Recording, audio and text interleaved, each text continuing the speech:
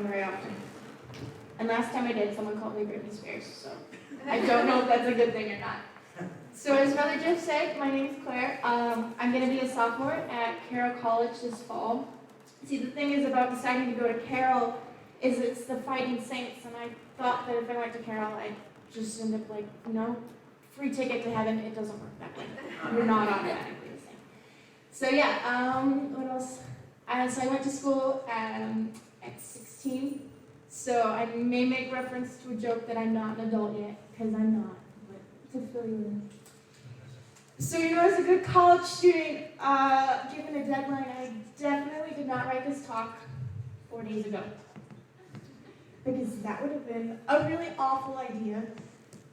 But the thing is I thought about what to say, and I prayed about it, and I was kind of hoping maybe that, like in a dream, an angel would come down and hand me a scroll and just be like, oh, this is what you're going to say.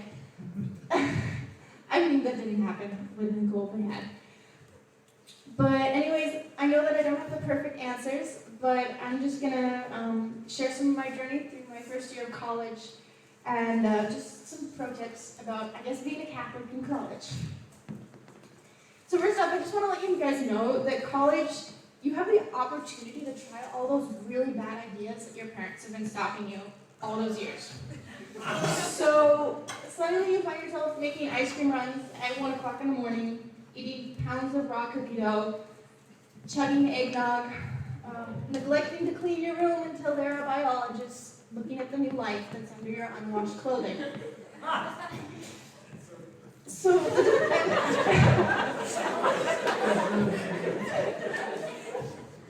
and the thing is too, is the disheveled look that identifies a college student, I promise that will happen naturally. You don't have to work for it. So, however, with all this freedom that we have, and like there's all these opportunities in college to like do whatever you want, basically. I've been in college long enough to realize that there are a lot of ways in which this freedom can come to really kind of disastrous conclusions. And I guess that brings me to my first point, which, as being a Catholic in college, it's really important to remember your dignity in what you're doing. I mean, if we believe that we're temples of the Holy Spirit and we're loved, beloved, beautiful, valuable, and unique, then I guess there's just certain things that we shouldn't do. And I've heard too many stories, seen too many people, and to put it frankly, I've stepped over way too many piles of vomit, because it happens at school. And I guess these questions, these don't only like call into our beliefs about dignity, but also like some beliefs about moderation. And I think one of the craziest things is the chaplain at Carroll is always lecturing about this at the pulpit, which for me as a Catholic homeschooler, I'm like, oh, this happens. But a lot of kids I've talked to go party after Sunday night mass. I'm like, oh, okay. For another pro tip, don't do that, because you have class on Monday and you have to get up. And I won't harp on this point because I don't have any first-hand experience. I don't really know that much, and I'm not the best person to talk about this.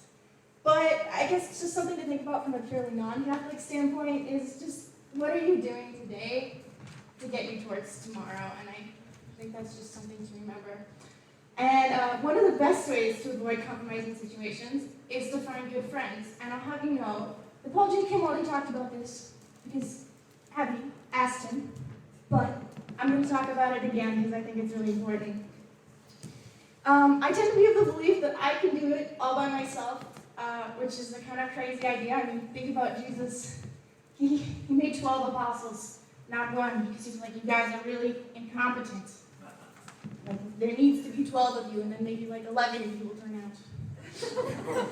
So, the thing is that some of us have had the same group of friends our entire life, and some of us have been making friends most of our life, new friends, and it'll probably be easier for those who'll be making new friends, but in college, everyone's trying to find groups. And the thing is freshman orientation, it's a little bit like speed dating, but for friends. It's like, where are you from? What's your major? Where are you living? Oh, great, I live in that dorm. Let's be best friends forever. Honestly. Next thing you know, you're stuck with that person. within a week of being at school, there were just groups of girls everywhere, and I don't know how it happened. So the thing is, though, is just find a group of friends that bring out the best in you. For me, this was easy, because I went to a Catholic college. I was just like, well, I've seen you at Mass, and I've volunteered with you, so you're probably not a psychopath. You want to be my friend? And not all of us are going to Catholic school. But, I mean, the friends that you have to find, they don't necessarily even have to be Catholic. You should just try to find people who bring out the best in you, to lift you up. I mean, and when you go to school, be bold and attempting to make friends. Like, I know that you might not meet the people that you are going to be friends with for a while, and when you do, they're probably going to be a bunch of weirdos. So my first day of school, I was playing pianos in the freshman dorms. I was attempting to attract people, because I didn't want to talk to people, because that seemed really difficult. And I can tell you it's almost as effective as a play that my sister suggested, which was to bake cookies in the freshman dorms and use a fan and just kind of waft it out to people. And so a kid ended up coming over, like kind of like a moth drawn to my sad attempt at trying to make friends. And he was waiting for someone to get ice cream with. And I was just like, hey, can I come? And next thing you know, I was downtown for 2 hours with a group of people I'd never met, eating ice cream and talking about philosophy of all things.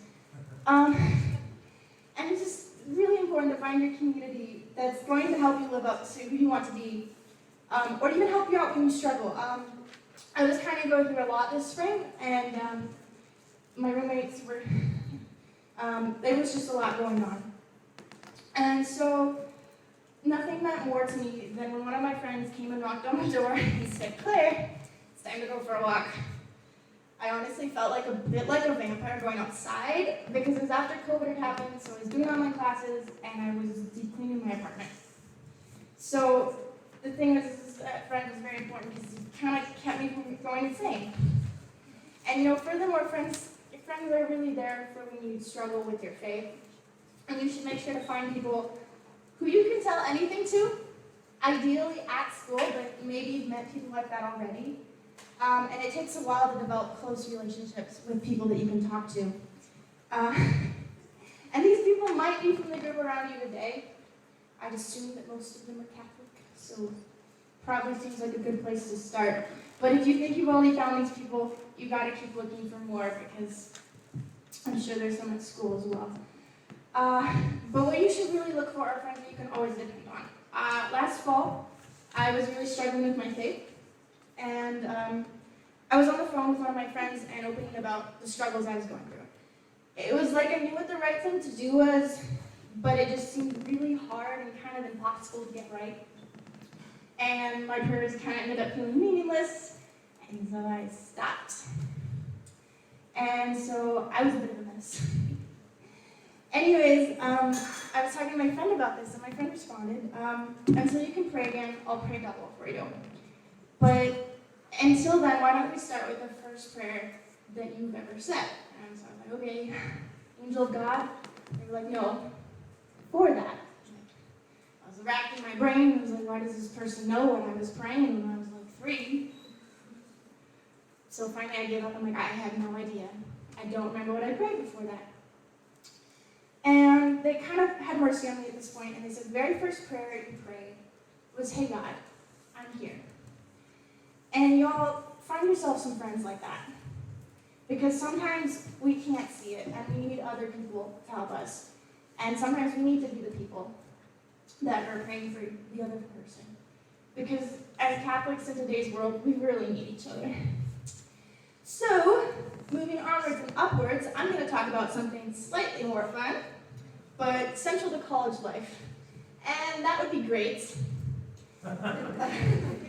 They tend to surround all aspects of college life. And believe me, the nightmares that come from this have caused me very many nights of sleepless. Or maybe, I was sleeping, but I didn't feel like it. Have you ever gone blind, forgot about a test, forgot what your campus looks like? All in one night? No. My sister claims that there's a dead look that enters into every college student's eyes after they take their first test. and I can confirm this is definitely a thing. Grades as a point in college tend to be an end-all. People are always talking about it. Now the problem with this is the idea of being graded tends to infuse all aspects of life, including prayer. And that's when we enter into the issue of prayer versus praying. I became very guilty of this, and I talked to several friends who, like me, use kind of prayer as like checking the box. As a Catholic, it's super easy to just use prayers. Excuse me while I flip my piece of paper. When we're spending time with God. I mean, we have the rosary, the liturgies of hours, and daily mass, and dare I say, like, the Bible? And one of my friends and I, we were discussing prayer once, and something that struck me was their point of, I gotta go to the chapel and get my 20 minutes in. And I was like, no, hang on. Kind of like struck me. I was like, imagine if I treated my friendships like that. Gotta get these 20 minutes of reading words. If I don't get an A, I won't get to heaven. Now, I'm not saying that these tools we've been given as Catholics aren't super valuable, but it's just really important to be careful that you aren't just using prayers, but really praying, especially as you're in college. When I started to lose my ability to find motivation to prayer, it became it was because I wasn't really praying. I was doing it for a grade. It exhausted me because my prayers felt really empty, and I had this need to do so much. When I did it, for all the reasons, I wasn't fostering a relationship with God at all. Which is what prayer is supposed to be. Now, after this conversation I had with a friend, I kind of built my prayer life back up from the bottom, this time looking at it much more like a relationship. I'd almost consider calling this moment like a reconversion, but we'll get to that later. I started where they suggested, just with the idea of, hey God, I'm here. Then I started to take walks outside where I would literally talk out loud to God while I was walking. Now, I got a lot of looks, but I'm just saying that girls in ratty sweatshirts talking at apparently no one aren't all that uncommon these days. And the thing is, what I'd done is I'd stopped trying to fill my quota and started praying. I wouldn't just say for this and then say some prayers. I'd really kind of talk about it more. And why it was a concern, and then I'd say some prayers. And honestly, it was several months before I could honestly think about saying a rosary without getting nauseous. Where did it go? But it took some time to stop looking at prayer for a grade, but more of as in a relationship. And the thing is my advice is make sure you're really praying. Make sure there's a relationship. Talk to God about, the good things that you're thankful for, but also like the funny things that have like kind of really nothing to do with like thanking God or anything. Just like, yeah, this happened. And whatever you do, make sure your prayer isn't for a grade, because God's your Father and there should be a relationship there. Now, just as a clarifying point, I know that a lot of us are homeschoolers and our dads may have been our teachers, but in general, our dads shouldn't be grading us. Okay, so we've reached my last point, and this point has to do with in college. You're an adult. Congratulations. I mean, most of us are. But you've moved out of the house, you're living by yourself, and your parents aren't telling you what to do anymore. Part of it? Not really. Well, I mean, at least not on a day-to-day basis. They probably all have your cell phone numbers. So there was a moment 6 months into the school year when I was on the phone with my mom, and I was like, Mom, I just realized this. I can do whatever I want, whenever I want, however I want, with whoever I want, and nobody cares. Yeah. My point is that you have a lot of freedom to decide who you're going to be, and that's kind of a really awesome opportunity. And it's kind of what I'm talking about. It's like this idea of reconversion. The faith that you practice can't stay your parents'. It eventually has to become yours. Our bishop gave us a talk on this for 40 minutes, and it was one of the scariest talks I've ever been to, because he just talked about owning your faith and said, like, yeah, you have to be radical. I own the deed to your school. I could burn it down if I wanted to. because I'm making a decision. And I'm like, please don't burn down your school. We're paying a lot of money to go there. In summary, though, you have to own your faith, and you have to put your cards on the table as a Catholic. And it can't stay your parents' faith forever, especially after you go to school. And you have to make this decision of that is who you're going to be. Because in college, there are a million opportunities for deciding who you're going to be. But I think, in my opinion, this is the most important one. So this June, I was on a trip with my friend. And one evening, we were sitting around our table. We'd probably hiked like 20 miles that day, so we were exhausted. And I was just like, oh, she wanted to make some sort of conversation. What's your book about? And so she proceeded to describe me her book, which was called Pray, Eat, and Love. And I was kind of half listening, kind of half asleep, if we're being honest. And after she finished, she got quiet for a moment. And the thing is that she wasn't really religious in any sense, but she knew I was Catholic. And then after a moment, she just started talking. She talked all about growing up Lutheran and going to college and just like seeing how much there was out there and just getting really, really confused and just dropping it all because what's the right thing? I don't know what I'm doing. And so she stopped practicing. And she just finished with, I know there's a higher power, but I just don't know what to do about it. And I think that's the key with college, is it opens up a whole new world, and there is what you've always known, but there's a lot of new stuff too. The thing is if you can't make a decision to own your faith, it's really hard to hold on to.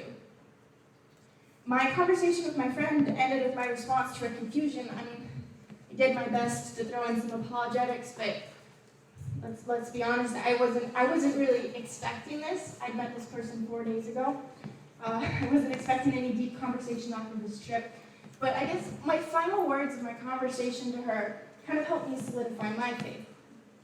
And what I said was just, I'm Catholic. I've thrown my cards on the table, and it's who I've decided to be. My parents raised me, and now I'm going to take up this torch. I've seen a lot of different things, and this is what I think is the best thing. It's brought me the most peace. And can I tell you that making that statement and owning my faith has brought me a lot of peace.